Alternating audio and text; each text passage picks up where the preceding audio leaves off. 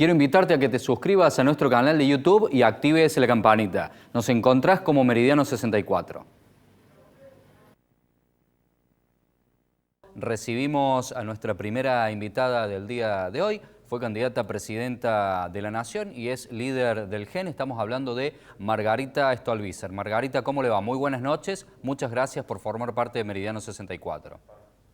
Al contrario, gracias a ustedes por la comunicación. Bueno, Margarita, pregunta de rigor. ¿Cómo ve la situación en nuestro país? ¿De qué manera se enfrentó tanto la pandemia como la parte económica? Bueno, tengo realmente una mirada bastante crítica y de preocupación sobre todo lo que viene ocurriendo. Llevamos demasiado tiempo. Podríamos decir que la marca en general es la incertidumbre para todas las personas, es no saber cómo ni cuándo se va a salir de toda esta situación. Mi mirada es particularmente crítica sobre lo que ha sido la gestión del gobierno, la gestión de la pandemia en tres aspectos centrales. Yo diría el primero, sin duda, es el sanitario. Y en el sanitario no se puede hablar de otra cosa que no sea de las vacunas. En el tema de las vacunas, la gestión del gobierno ha sido muy, pero muy mala. Primero que nada por la falta de información, no sabemos qué tipo de contratos han firmado, por qué dinero, con qué empresas o con qué laboratorios y por qué con unos sí, con otros no. No sabemos nada sobre efectivamente cuáles son las entregas que se han programado. Si a esto agregamos todas las desprolijidades que hubo en el medio sobre el tema de las vacunas, el tema de los vacunados de privilegio y demás, sinceramente ha sido todo un estropicio el tema de las vacunas, como lo ha manejado el gobierno, ni que hablar si pensamos ahora en la falta de vacunas. Creo que faltan ahí como 2 millones de vacunas que no se saben dónde están. Hoy en un municipio de la provincia de Buenos Aires se sabe que había una persona que vendía vacunas, digamos. Bueno, un horror. A esto agreguemos los episodios recientes de los testeos en Ezeiza, porque además lo que vemos es que encima, en medio de una emergencia que tiene tan angustiada a toda la población, hay algunos que siguen pensando en hacer negocios a partir de eso. Como siempre, El otro Margarita, pero aspecto... ¿no le encuentra algo positivo? Porque no estamos tan mal en relación a los otros países del mundo, digamos, también teniendo en cuenta nuestra situación económica. Somos un país pobre con más del 50% de la población por debajo de la línea de la pobreza. Digo, en cuanto a la cantidad de A vacunas ver, es por bastante habitante. difícil encontrar un aspecto positivo a toda esta cuestión, lo que no quiere decir que yo cargue las tintas sobre las responsabilidades siempre sobre los mismos. No hay muy buenas noticias, digamos, estamos todavía en una situación muy compleja realmente, con muchos casos. Ujú. Margarita, ¿y cómo ve el post-pandemia? Digamos, ya cuando logremos la ansiada inmunidad de rebaño, ya con el 70-80% de la población vacunada, cuando ya no haya que usar más el barbijo, cuando toda la actividad turística, comercial, de la industria estén trabajando al 100%. ¿Cómo piensa que se va a manejar a partir de allí el gobierno del Frente de Todos, con Alberto Fernández a la cabeza? Bueno, en realidad creo que lo importante para pensar en lo que viene tiene que ver sobre todo con el impacto social, económico, laboral que va a tener esta pandemia que ha dejado tanta gente sin trabajo. Yo supongo que ustedes allá en Córdoba ven de la misma manera que lo veo yo aquí en el conurbano, sobre todo que es donde vivo, la cantidad de comercios cerrados, ¿no? Cuando andamos por las calles, la enorme cantidad de comercios cerrados, las pymes que han cerrado. Y así todo siempre me parece que hay un sector particularmente castigado durante todo este tiempo y sobre el que va a haber que pensar específicamente qué tipo de apoyo se le da, que son los sectores agrupados como monotributistas, dentro de los que podemos contar tanto un abogado con un pequeño estudio, por ejemplo, el pintor, el peluquero, el plomero, todos aquellos que para su sustento diario, personal y familiar tienen que salir con su esfuerzo personal a trabajar y que durante mucho tiempo no pudieron salir. A esas personas lo que se les ofreció en su momento fueron créditos que ahora tienen que devolver y sin embargo la situación sigue sin estar resuelta porque apenas pueden en algunos casos sobrevivir en el día a día. Y Me nos parece que hay estamos que pensar... olvidando, Margarita, del 35% que está en la informalidad, ni siquiera monotributista. Exactamente, ahí la informalidad también, pero hay sectores, los más vulnerables, que son los que han recibido la ayuda del gobierno. En ese aspecto es donde me parece que podemos contabilizar algún sentido positivo de la acción del gobierno con esos sectores más frágiles. Pero lo que me refiero son los muchos que nunca ingresaron en los listados del Estado porque nunca necesitaron una ayuda estatal. Son los que la pelearon siempre con su esfuerzo personal. Entonces, a esos es a los que hay que asistir porque esos nunca estuvieron dentro de los listados y me parece que es un núcleo muy grande, muy desprotegido. Estamos viendo gente en todo el país que está en esta condición. Argentina tiene que reconstruir una senda de crecimiento, obviamente, crecimiento económico, desarrollo. Yo vuelvo a poner sobre la mesa un tema que me parece central, que es el tema del consumo. A esos fines lo que se debería trabajar es con un programa antiinflacionario, porque lo que no se puede seguir soportando es el aumento de los productos de la canasta básica. Esto es lo que sufren sobre todo todos estos sectores medios y bajos, que es cuando tienen que salir a comprar lo mínimo para su sustento diario y el aumento de los precios siempre va por sobre los salarios y las jubilaciones. Entonces, eso es lo que requiere, me parece, en lo que llamamos la pospandemia. Yo diría todavía estamos en medio de la pandemia, pues no sabemos cómo es eso de post. Nos falta atravesar el invierno en la Argentina y no sabemos todavía cuán duro puede ser el invierno. Exactamente. Margarita, ¿cómo estimulamos la producción? El consumo es fácil de estimular, pero en este momento hay un montón de góndolas del supermercado en las que faltan productos.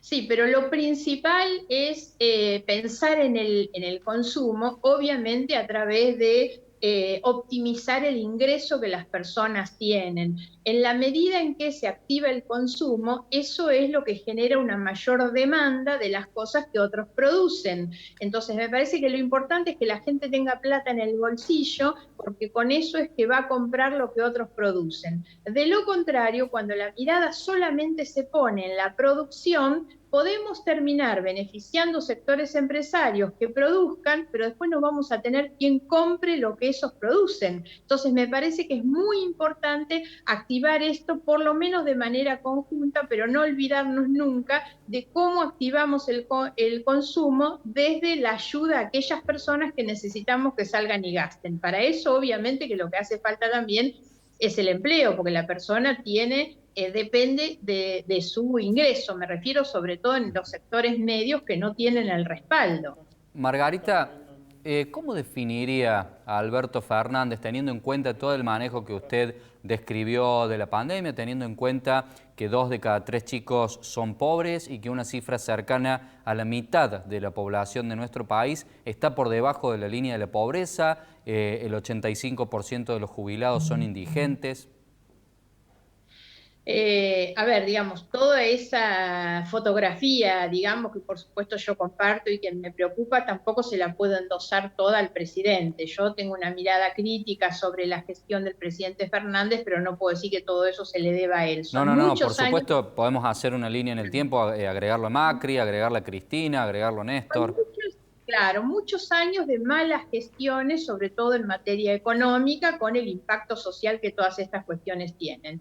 En el plano de lo político, yo hay algo que lamento mucho del presidente, que es la pérdida de autoridad, de credibilidad, de fortaleza. Si miramos un año atrás, el presidente entre los meses de marzo y mayo del año pasado, daba una imagen de fortaleza, de autoridad, de credibilidad. Yo me 80% acuerdo de haber imagen estado, positiva.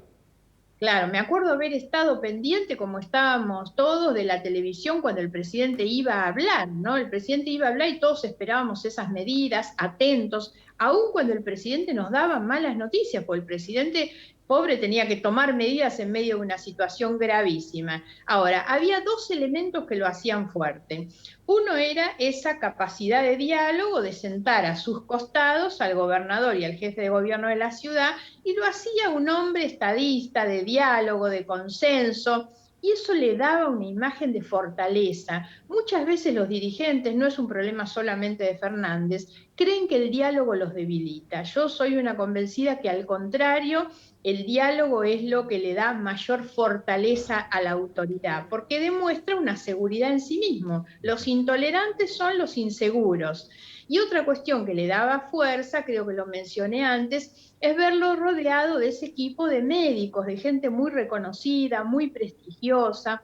Bueno, esas son las cosas que se perdieron en un año. Entonces, hoy lamentablemente tenemos un presidente más débil, con todos los errores que se han cometido en la gestión. Y esto a mí me apena, sinceramente. Yo soy de las personas que sin haber votado por Fernández, tuve la expectativa de que podía ser distinto.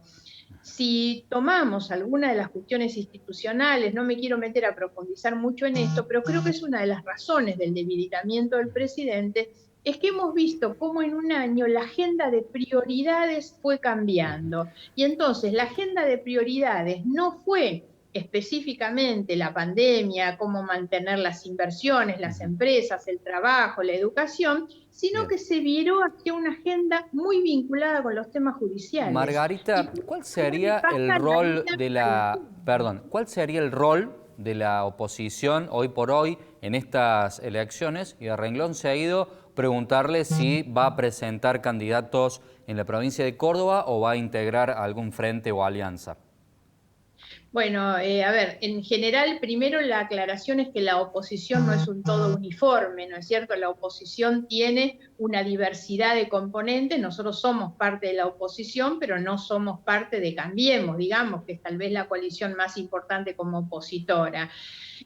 Por lo tanto, creo que hay roles distintos, obviamente. Yo tengo una mirada crítica sobre cómo se viene desarrollando la disputa política. Me da la impresión que la oposición representada por Cambiemos no está a la altura de los requerimientos que tienen las urgencias hoy de la Argentina, y me parece que a veces el chisporroteo de la competencia política entre la coalición que gobierna y la coalición que gobernaba antes es de bajo nivel, porque pasa por ver cómo se echan las culpas, cómo se habla del pasado, y no veo que realmente se esté discutiendo estratégicamente y seriamente sobre cuáles son las cosas que se deben hacer en esa agenda que mencionábamos antes, ¿no? La agenda no solo sanitaria, económica, laboral, el empleo, la productividad, la inflación, esos son los temas que deberían haber. Nosotros tenemos el partido GEN en Córdoba, si bien somos un partido nacional, tenemos personería en distintas provincias, una de ellas es en Córdoba, bueno, tenemos una legisladora muy buena como es Doris Mancilla, y nosotros formamos parte ahí del frente que lidera el gobernador Schiaretti. Fuimos en un acuerdo con él en la última elección, estamos satisfechos de integrar ahí, lo que no significa que pensemos lo mismo en todas las cosas. Cuando ha sido necesario mantener diferencias, tanto en la legislatura como en la vida pública, lo hemos hecho, porque las coaliciones además son eso, no es la Margarita, unicidad. le Los agradecemos por haber integrantes. formado parte de Meridiano 64. Lógicamente, cuando venga a la provincia de Córdoba, tiene aquí una invitación asegurada. Muchas gracias a ustedes, buenas noches. A usted, buenas noches.